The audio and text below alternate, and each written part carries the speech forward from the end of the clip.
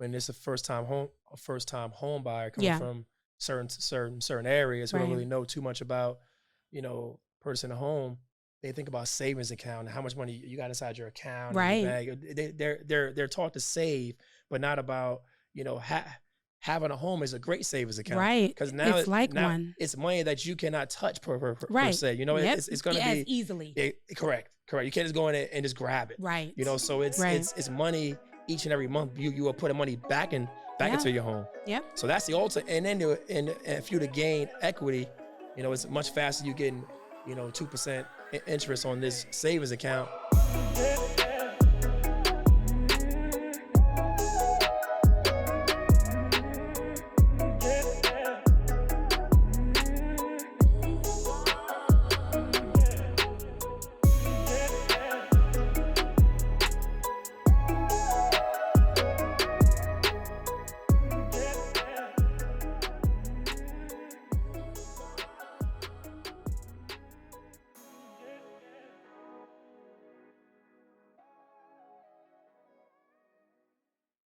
Hi, guys. Welcome back to another episode of the Selling Houston podcast. I am your hostess with the mostest, Broker Bay of Collective Realty Co., Courtney Oconlamo, and I'm joined here by my lovely guest, Terrance Legions. He's an agent here with Collective Realty Co. Tell the people who you really are, Terrance. Talk to us. Okay. Well, my name is Terrance Legions. I am a 20-year veteran in the United States Coast Guard. I became a real estate agent last year. It's like my 8th month.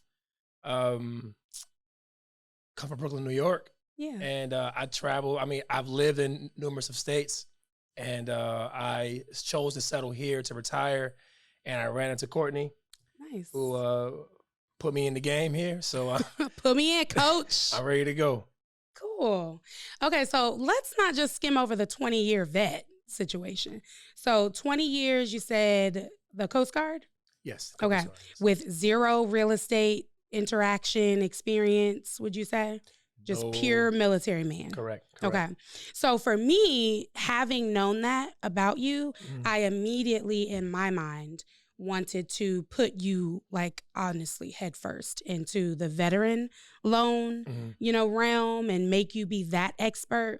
But I want to talk a little bit about, how you were able to get your own home using the VA loan, because that story alone really made me realize how great of an asset you would be too, yes, by helping people that were veterans. Yes.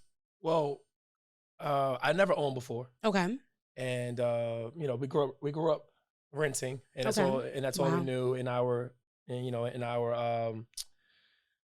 way of thinking. There, it's all about the next rental, or some type of apartment. Right. So as I went through the years, I realized how valuable owning a home is. Right. Through folks was explaining to me, the value in it, but I never quite took the leap, right, until a couple years ago when I realized I'm going to retire in 2023. So if I retire now, if I buy my home now, right, I will be able to afford the home that I want. Yeah. If I wait till after I retire, then I won't be able to get it. So let me pause you. So you only bought a house because you were about to retire. Yes. And the mistake that I have made through since 2003 would be, I never purchased a home before. Okay. And I should have done that. Right. Because home prices then versus now. We've talked about that. Had a lot of equity, in the home. So let's really talk to the people today. I want to jump head first into this because 20 years, stable income, probably decent credit, would you say?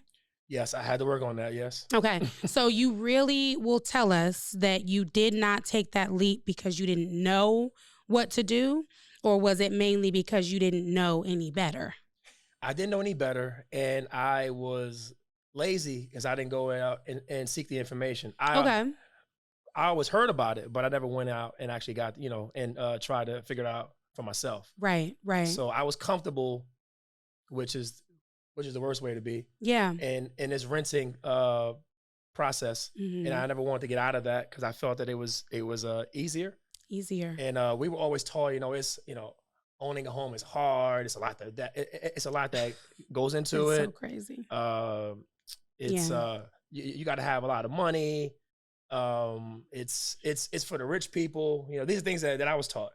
So now that I kind of hear this from a peer, because I consider you a peer, it makes me, I really wanted to stay away from this type of line of commentary, if you will. But this is keep Black people out of homes 101. Everything that you just described. And now the numbers show it. Statistics show that our race, the African-American race, are the lowest percentage of homeowners out of any other race.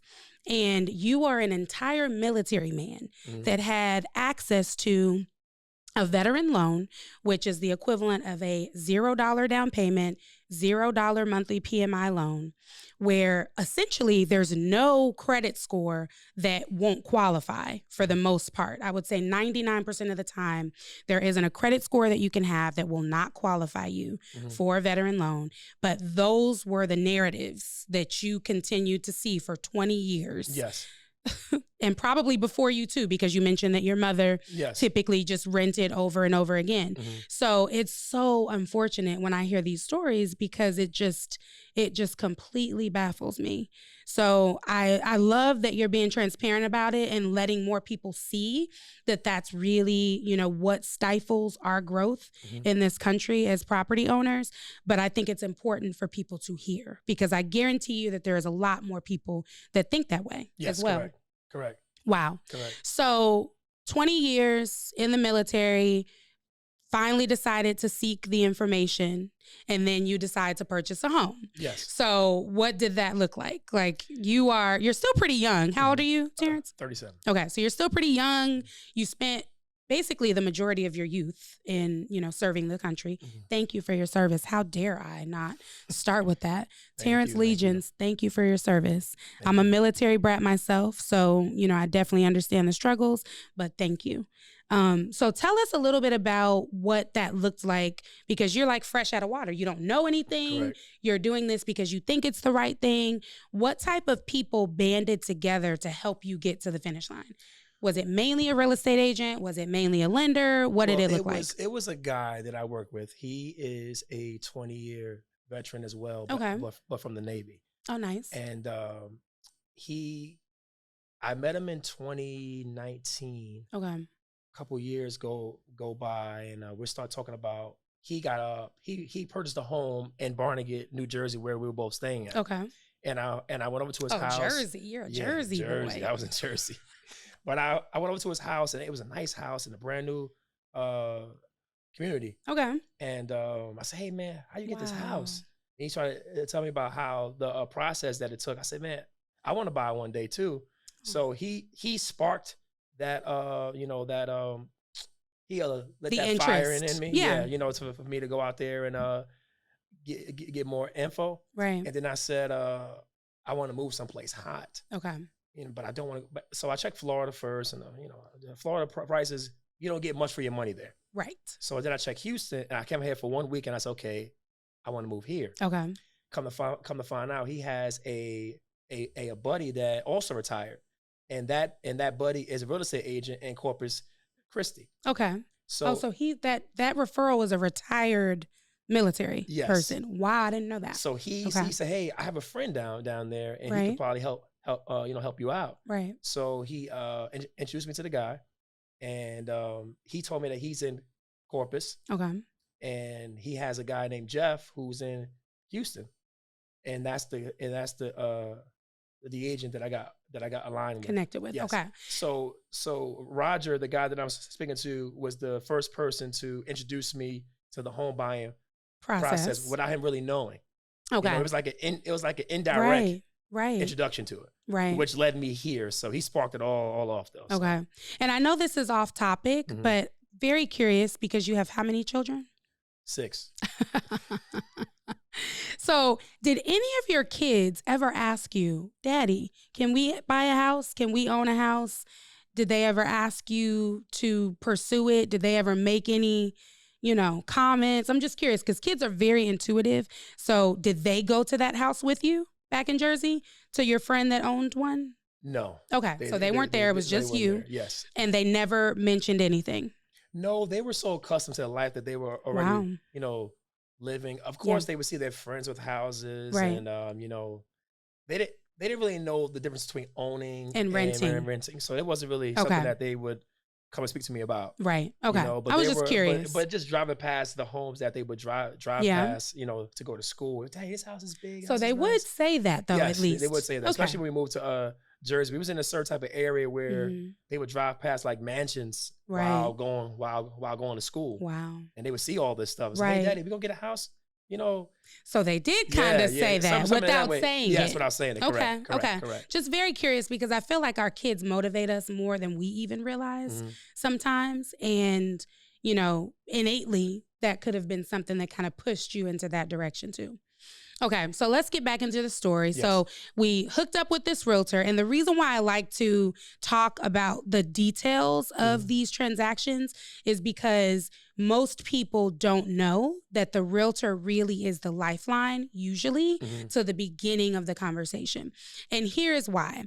Typically, when we are thinking of purchasing properties and thinking about taking the next step, we don't really know where to go. And as real estate agents, we are that octopus with all of these different legs, with all of these different connections to people that we know and trust and that we deal with on a daily basis to get these buyers or sellers, to the finish line in their closing process. So we are so instrumental to connecting people with who they need to speak to and what they need to do in order to make that happen. So your realtor did that for you, right? Yes. He connected you with a lender as well? Yes. Well, the agent down in Corpus. So a realtor though. Yes. So a realtor still connected. And yes, correct. Okay. Correct. And this lender is also a retired vet too. Oh, so I think that's really cool. Vets in a row, right? Helping you out, and then look at you. You're a retired vet, soon to be, and you'll be helping tons of people do the same. So I really like that. Okay, so tell me, if you don't mind, a little bit about your financial profile, because like I mentioned earlier, the credit score barrier of entry is extremely low for veterans. Debt to income ratios as well, and all these other factors that most Americans have to deal with when they want to go buy a home. Veterans do not, quite frankly. So was your barrier of entry pretty low? Like, what was your situation, or were you just really in good shape? Well, when the pandemic happened, it hit the Northeast pretty hard. Okay. Our rules were y'all were shut down. We were in the house for like over a year and a half. Like it was no going anywhere. Oh my God. And we had masks, and it was pretty strict. Yeah. So you can't spend no money. Right. So you're just you're just saving the money that you have, especially from, the different checks you were receiving, right. Government or whatever the case may be. But I was able to pay off debt. Okay. So by the time I was ready to purchase a home, I was prepping for it. Right. So my credit score was like 730. Okay. Wow. That's really good. I had a low debt to income ratio. Right. Pretty much, it was a smooth process. So we didn't have that as a barrier. No, so that's good. It was set up. Yeah. And then you mentioned something huge: buying in COVID. Buying in COVID. These poor buyers that had to deal with COVID. And that's why I never like to pinpoint a certain type of market to either encourage or deter somebody from taking that next step, because the market is going to market. Whatever we do is just going to be the case, and you're just going to have to roll with those punches. And like I say all the time, if you don't own anything, you have zero options. And when you do own, it presents you with more options. So saying all that to say, buying in COVID, the challenges of buying in COVID, but those 2% interest rates, y'all begging for those back now. Yes. So I don't understand, why we feel like we're going to be able to choose the market that we purchase in. You'll never be able to choose that. Right. So although you had a rough time finding your property, we're going to get into that because that is just astounding to me. I remember it though. I'm happy it's over. But what's your interest rate? Tell the people. My interest rate is 2.75. Yeah, that's. I'm sorry, y'all, for laughing at you. Yeah, and that's come what? Yeah, we're not gonna ever get those rates again. You're never gonna get them again. Not in our lifetime. Not in our lifetime, no. So you can say that so unequivocally, and you're a first-time homeowner, didn't even know you wanted to buy. Why are you so confident about making that statement? Because it was a global pandemic. Okay. You know, and it shut everything down. Okay. So no one's buying anything. Okay. So you gotta. It's like sounds like common sense to me, but not so common. Yes. So that's why I wanted to get your frame of mind. The market is like, no one's buying. Everyone's home. People are scared. So interest rates is probably going to dictate that. Right. And now people are back outside. Folks are buying. People are making money. It's right. It's not going to stay that way for long. And then you got to remember what that pandemic was something major. Folks lost their lives. That was a big, very bad, very big situation, right? Globally. So now, so now we're talking about getting back to being to the norm, right? Back to reality. Let's just call it what it is. Because people go back to work, right? Interest rates go back to what they were. Yeah, and reality. Yeah, and then the reality of it is, our grandparents, and I'm sure you've heard the stories, 18-19% interest rates. And granted, homes were what, $50,000-$60,000 back then. But the reality is that you still had interest rates that were 5 or 6 times more than what they are today. And yet we still are finding, every excuse not to just take that leap. Correct. So I think it's crazy personally, but shout out to that 2.75% interest rate. Absolutely. I commend you for doing what most people won't do, which is buy when they can afford to buy and when they realize they want to buy. Correct. So that's really cool.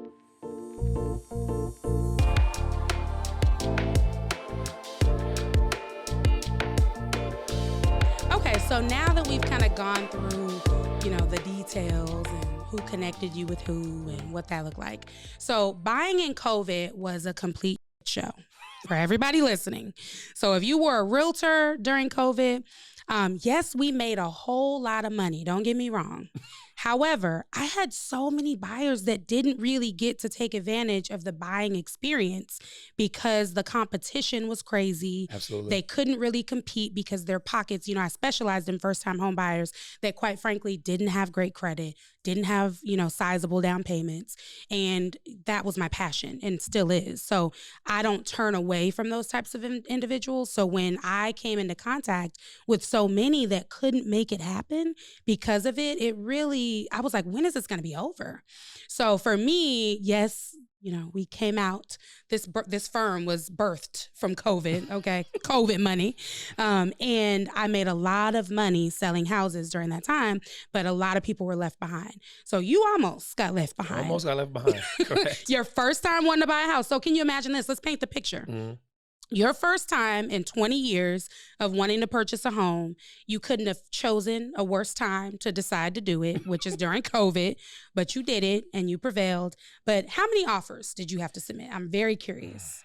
Let's just say 20 offers. 20? 20 offers. It was insane. So let's keep it real. You were not reading those DocuSigns, signing them 20 offers. You was just click, click, click, click, click, click, click. You know what? Did you read?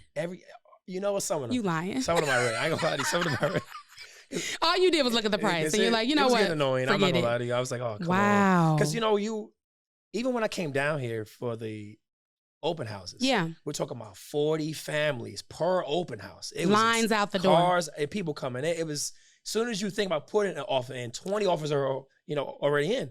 So it's like you got to compete with everyone. It was a hard process. So what made you stay committed? Like most people, I don't even think I submitted 20 offers for anybody. So we're not going to make you name your realtor. No, I know. But I wasn't going to have to submit 20 offers. Yeah, it was. You get it right or you don't. We were submitting offers around the VA loan, which means they're not going to go above the price of the actual home. Yeah, typically. So let me talk to you about what my strategy was during COVID. My strategy was, hey, if you don't have the money to compete, you don't have the financing that people are not, organically wanting, we're going to new construction. Ain't no competition over there. Correct. So I was selling those houses like hotcakes. Correct. So if they could afford new construction, the people that struggled the most were the people with very low budgets and no money. Gotcha. People that had a decent budget like yourself, because we talked about what your property was worth and what you bought it for. People like yourself, we could have easily gotten you into new construction. Yeah. About 3-4 offers in. Like if you were tired after 3-4 offers, I would have been pivoting you into another direction. But that's a story for another day. You can't always win without Collective Realty Co. That happens sometimes. Okay, so you submitted a good 20 offers. So offer 21 gets accepted. But talk to the people because you were not here. So you were sight unseen. Yes. What did your realtor do? Virtual videos? Like what did that look like? Yeah, he was just sending me videos, pictures, send me the homes. Okay. It was quite interesting how me being in New Jersey trying to find a home here and I'm not there. Right. So I was really trusting this guy to deliver. Yeah. And the home that we found wasn't even on the market. It was going to be on the market, but it wasn't there yet. Not yet. No. So you got in early. Yes, got in early. And still had 20 plus offers to compete with. No, this guy here How many for this house? He was a veteran. Oh, okay. So, and he had a similar amount of kids that I have. Aww. So, so it all aligned. Okay. And we were able to get the home for the market price. Okay. Not overpriced. With zero competition. Yes. So I think that is very interesting too, because in real estate, it really is about timing. It's about special circumstance. And you will get that one person that's like, you know what?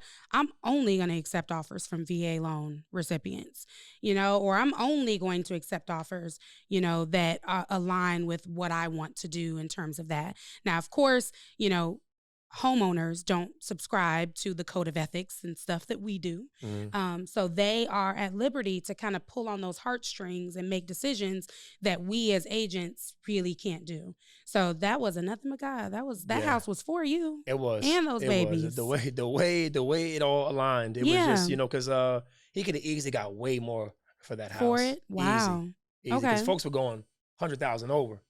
75,000 over. It was easy for them to get way, and way more money. That was easy to do. Don't get me wrong, for the people that had the money, but I never advised any of my clients to do that ever. I just didn't. I felt like there were other options out there that didn't require it, i.e. new construction. So why go off the deep end? Yeah, it was like bananas. Like I just don't understand why we were all. I think we were just COVID crazy back then. Like it just didn't seem real, but it was happening. It was, and I almost gave up. I'm not gonna lie to you. You did trying to find a home because it was. He was, hey man, you're second in line, or you're third in line. I'm like, come on, how many more times I'm gonna be third in line? We trying to get this house because like third backup offer. Yes, because we want like a house with a pool. That's what we trying to go for. Did you get a pool? No. Oh, okay. No pool. It was hard to find a house. Everybody wanted those houses during COVID. Yeah, so it was hard to find that house with the pool. Okay. And then the amount of rooms that I actually needed. And you got a 6. Didn't 7. You get a 6? You got a 7 bedroom. Yeah. That doesn't exist. Terrance, people gonna be on you. You got a 7 bedroom house. Yeah. In Tomball, right? In Tomball. Okay. Yeah. Nice. Yeah, so you came out. You came out on top. It worked out. So now you're about to retire. I am. And what does that look like for you? Like on the other side? I've seen this story before. My honest opinion? Yes. You scared? Definitely scared. Because all I know is that since I was 17. So, it's comfort. It's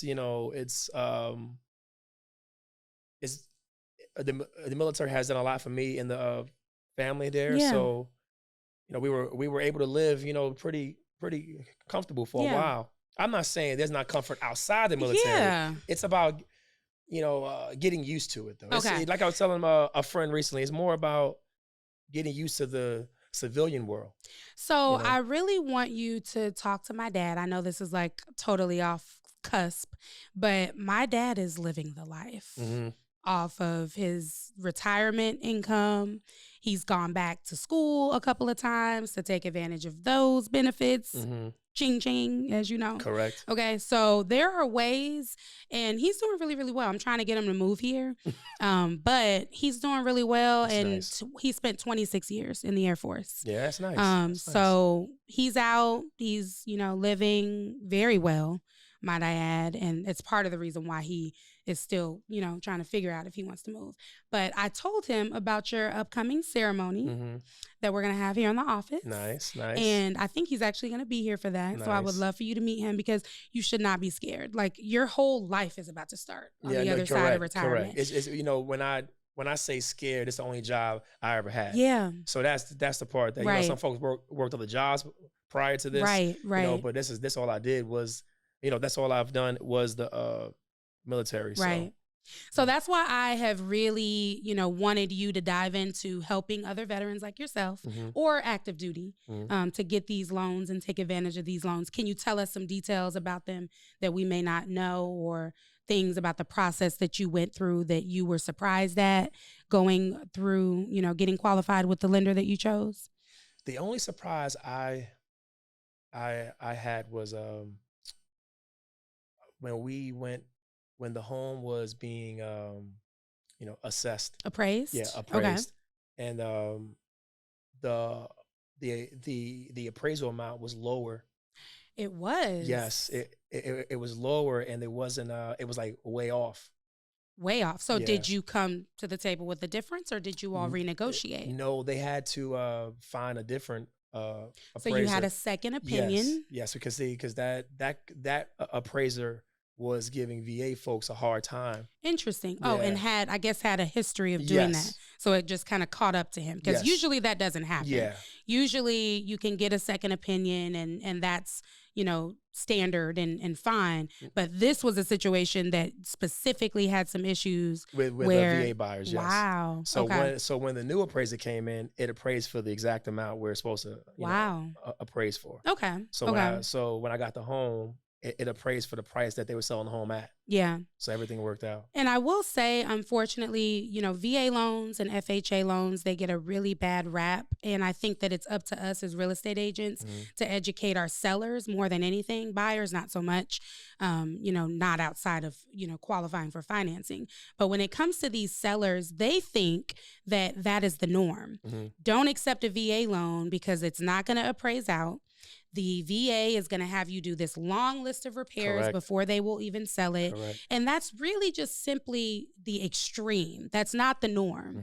So as, and the zero money down scares them too. It does. Like, and it shouldn't, because number one, I heard you mentioning earlier that you have earned that opportunity to put zero down. Correct. But more importantly, your down payment doesn't affect your ability to qualify for the loan. Correct. So again, it's up to us as real estate agents to educate our sellers about this, because they think that they are junk loans or bad loans because they're not putting down a down payment. Yes, you can have higher debt and qualify for VA and FHA loans. Yes, you can have lower credit and qualify for VA and FHA loans.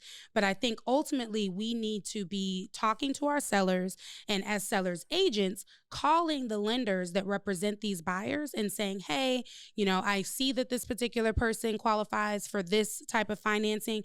Sometimes people qualify for conventional but choose FHA due to the lower interest rate.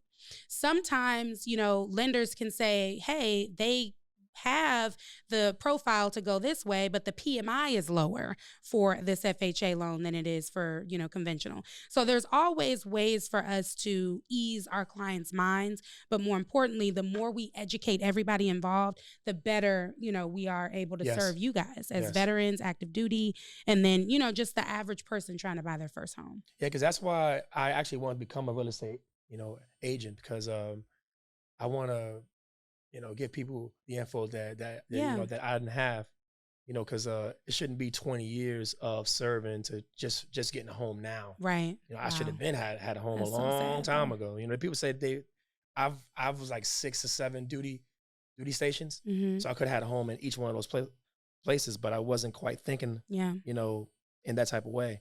And one other question that most people don't know the answer to is you can qualify using your VA certificate more than once. Yes. You can own more than one home with a VA loan. Yes. And, obviously you want to get your lender involved to, pull your eligibility certificates and find out what that looks like. But you're right. You could have had a home in different states.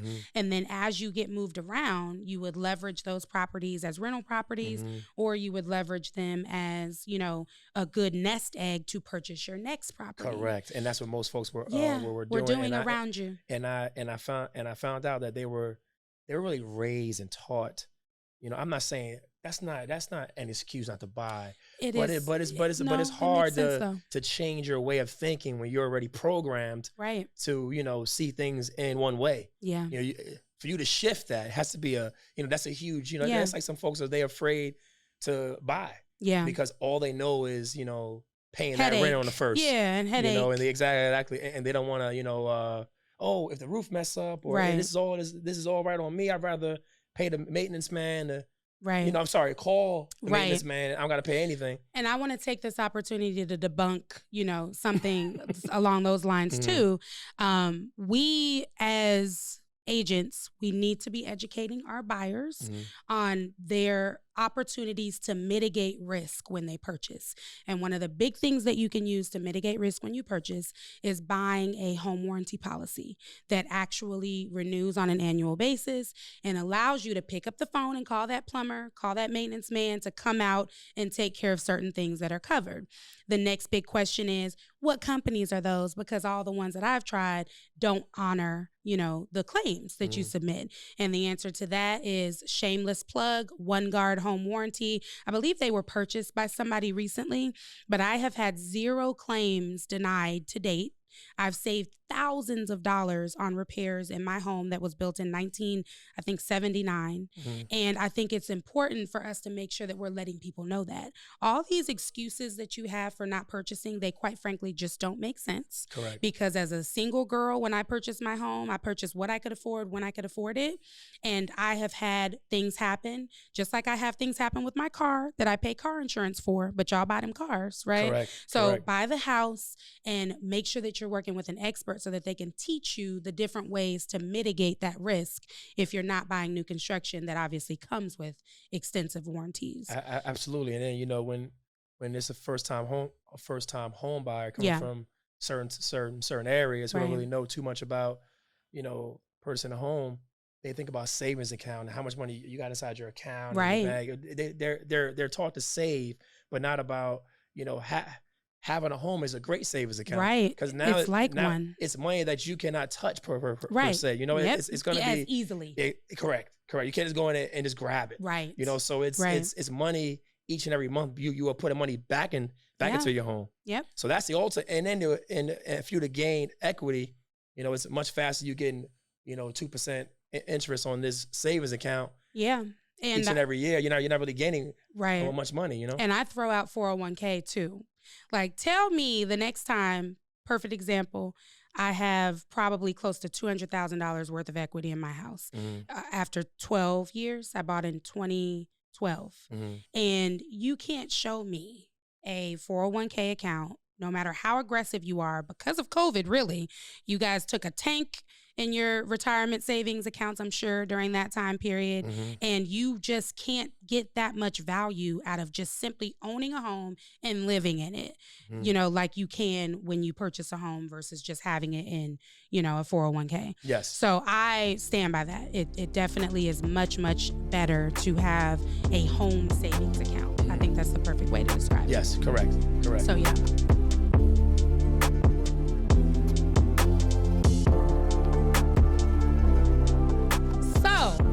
It's game time. Sorry about that. Get it together, Terrance. So it's game time. This game is very well known on my podcast because we do it every episode. And it's called Beef for Real. Okay? Wow. Wow is right. Because here's what happens. If I don't think you're being real, I'm going to make you take that shot. And then I will still press you to try to get a real answer out of you. but I understand if you're too chicken to do that. So I'm going to let you roll with whatever works best for you. Okay. I'm going to go first. Actually, no. I'm going to let you ask me the first question so that you can see how the game is played. Okay. Okay? In no specific order. If you can freeze time, what would you do? So, Tristan, here you go again. Okay. So I don't really like to freeze time. And the reason is because I embrace and love change. I am never where I want to be. So I don't want to freeze it. I'm always wanting more and wanting to, achieve more and have goals. But I guess once I get where I think I want to be, I would freeze it there. I don't like that question because I'm like constantly evolving and constantly wanting better and wanting more. I don't ever want to be frozen in life, ever. Oh. So I rebuke that in the name of Jesus. I like how you spent that. Do you think I really answered it though? Do you think I'm being fucking for real? No, you don't? You are. Okay. You are. Because I feel like you know me pretty well. No, that's good. No, you are. You're being for real. Okay. You're right. Who want to be frozen in time? Like right. That's a very bad question. Okay, cool. What you got? Next, I hope mine's better.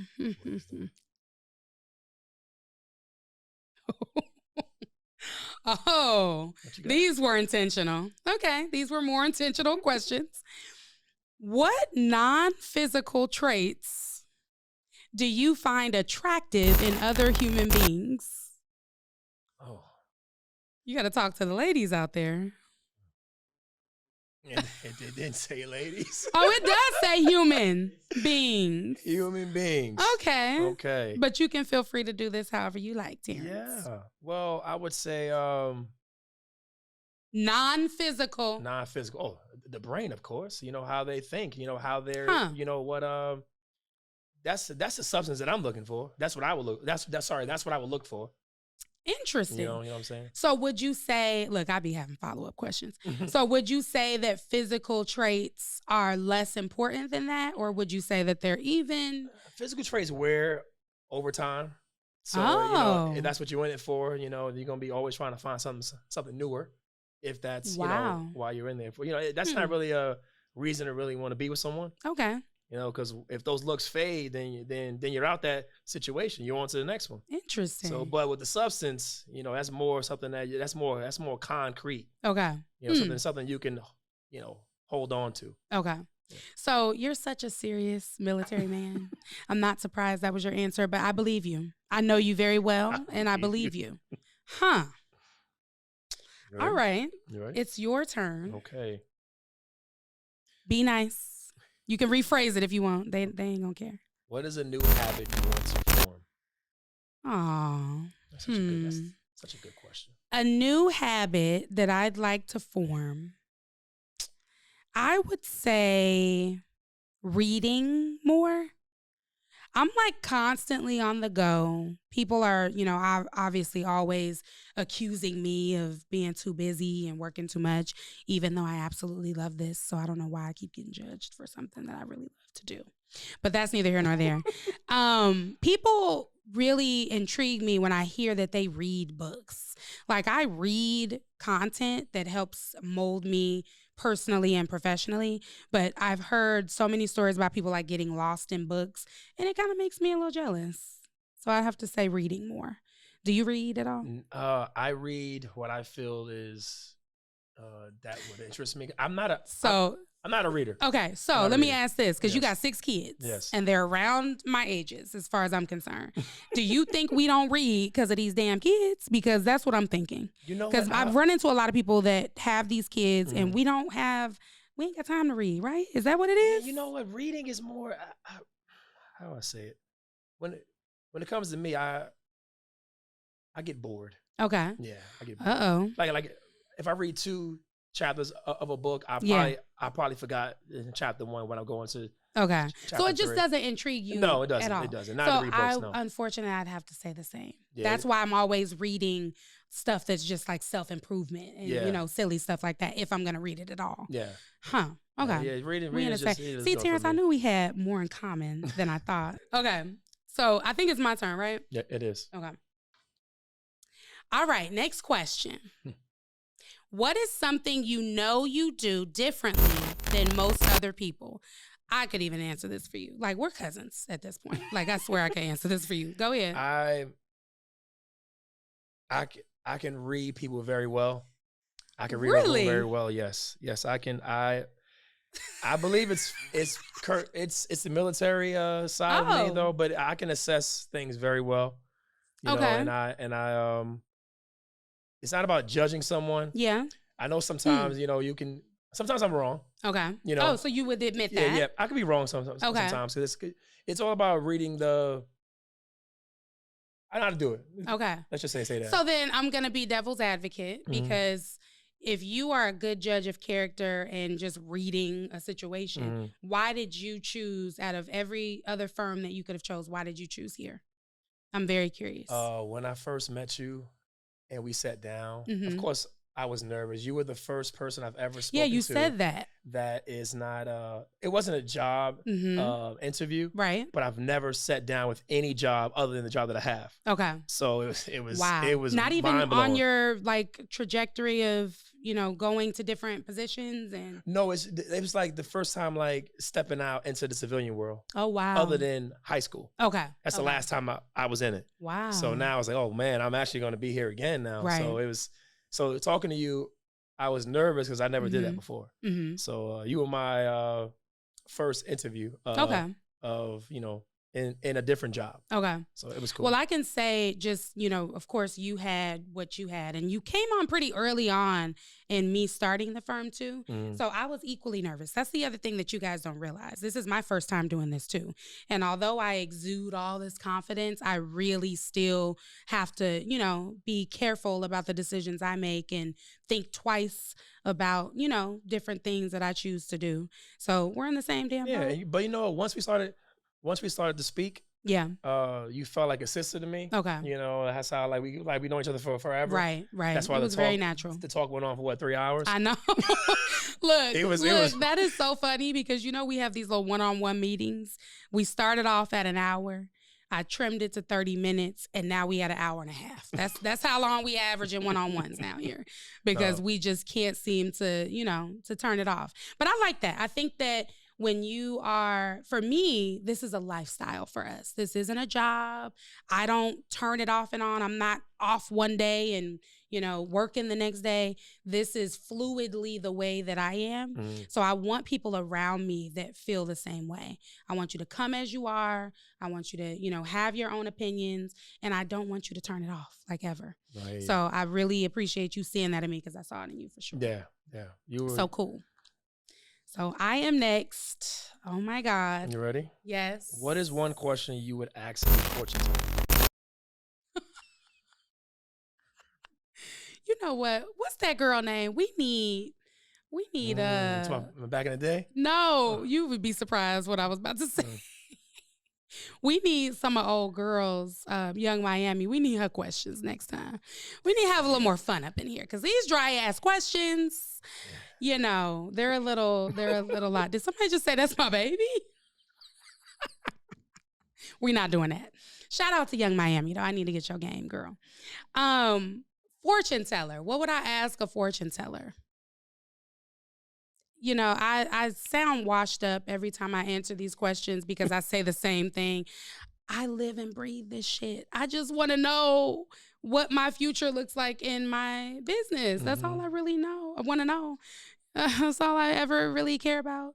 You know, obviously my family and my husband and my kids, I'm pretty content with them. And I know, you know, what I'm going to be able to instill in them. And, you know, I know the futures that I want for them. I have that with this, but this just seems so much more unpredictable than my personal life. So I am constantly trying to figure out what's around the corner for me in this environment, not necessarily at home. I feel like I'm already winning and doing all the things that need to be done and then some there. So for me, I want to ask a fortune teller where this is going to be in 5 to 10 years. That's really, you know, what I'm least confident about. I'm confident on the home front. I'm still trying to figure this out as a new broker and new owner. So that's what I would ask. That is a nice question. That's a nice. Am I question. telling the truth? No, you are. Audience, you are. in studio audience. Oh, they calling me out. Okay, let me take this shot of re-answer. The audience has spoken. Cheers. Come on. Cheers. Audience has spoken. Tristan, what do you think? It's all good. Oh my God. I like wishes. But fortune tellers don't grant wishes. They tell you the future. I'm thinking along the line. Okay, Tion, what do you think?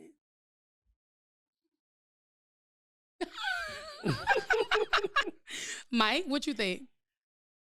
Oh my God, I cannot. Mike's a funny guy. So I think that my answer probably was just fine then. Okay, I'm gonna answer again and we'll see which one we like. So what is one thing that I would ask a fortune teller? Is that what the question was? Yes, it is. One thing I would ask a fortune teller. This is so weird. What do I want to know? I've already answered this, Tristan, in another episode. I've already answered this. I want to know when this shit's going to pop off. Remember I said that? You know, so I really, you know what? The tongue is powerful, though. I can't say this out loud. Okay, so thank you. Thank you, Tion. Thank you. So I'm not going to say that. No. Is it something good? It's bad. Yeah, I'm not saying that. Okay, if it was good, I would say it. So I would ask a fortune teller.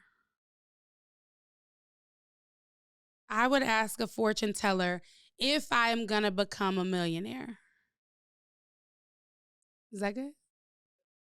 Look, the shot's gone. I can't take another shot even if I wanted to. All right, we're going to move on. We're going to move on. Range, but okay. Not close range. We're going to move on. Okay, Terrance.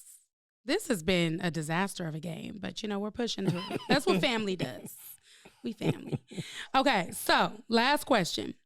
Where would you like to wake up tomorrow? Wow. Oh, not the grown. Why you grown? Wow. Where I want to wake up at tomorrow? Listen, this is gonna be aired everywhere, okay? It's cool. It's cool. I say, but you got to be for real. That's the only caveat. I would say on a beach in Hawaii. With who? By myself. Okay, good answer. Yeah, that's called. He said shot. Yeah, he don't. Right, who wakes up on a beach? You know why? Because they don't. Why? They don't understand. Got 6 kids. Waking up the kids every Okay. single day. Okay. They don't get that. Yeah, see, it's always. I'm telling you. Let me tell you, peace. What? Peace is what you need. Okay. So okay. Wake up tomorrow. I with could say of something else that you need, but I'm gonna shut up. Quietness starts with a P as well, but that's okay. Quietness and peace. So she's funny. We're gonna let you live. You don't have no more cognac in there. I'm actually with the people here. I don't know that I 100%. I'm like 90% believing that. Yeah. I do think that you'd want to be on a beach. I do think that you'd want to be, you know, away from the kids. I just don't think you'd want to be away from everything. So we're going to leave it at that. I hear you. But that's okay because this is my road dog. Terrance, this has been so much fun. I really value you as not only a person, obviously, but just your story. Like your story, you know, we're both from the city, I guess Midwest, you could call it maybe. You're a little bit over there on the East Coast, though. Never mind. But I feel like, you know, everything that you've accomplished and being able to dive headfirst in the military as a young Black man at that time is just astounding. And I feel like we don't really consider that as an option a lot. And in reality, here you are about to retire before 40, still be making money monthly without technically having to work. Mm-hmm. And now you're about to start this beautiful career in real estate to, make yourself even more valuable to yourself and to your kids. So I admire that. And I have obviously a really soft spot in my heart for military men and women that serve this country. Mm-hmm. Like I said before, I'm a military brat, so I get it. If nobody else gets it, I get it and I get you. And I just want to thank you for, joining us today. So in closing, we are changing the narrative of real estate agent here in Texas. I'd like us to be perceived as real estate advisors. I think it's really important for us to advise buyers, sellers, tenants, landlords, real estate agents around every facet that real estate has to offer. And we aim to do that on this podcast. We empower and educate, and we thank you for joining us, and we'll see you next time.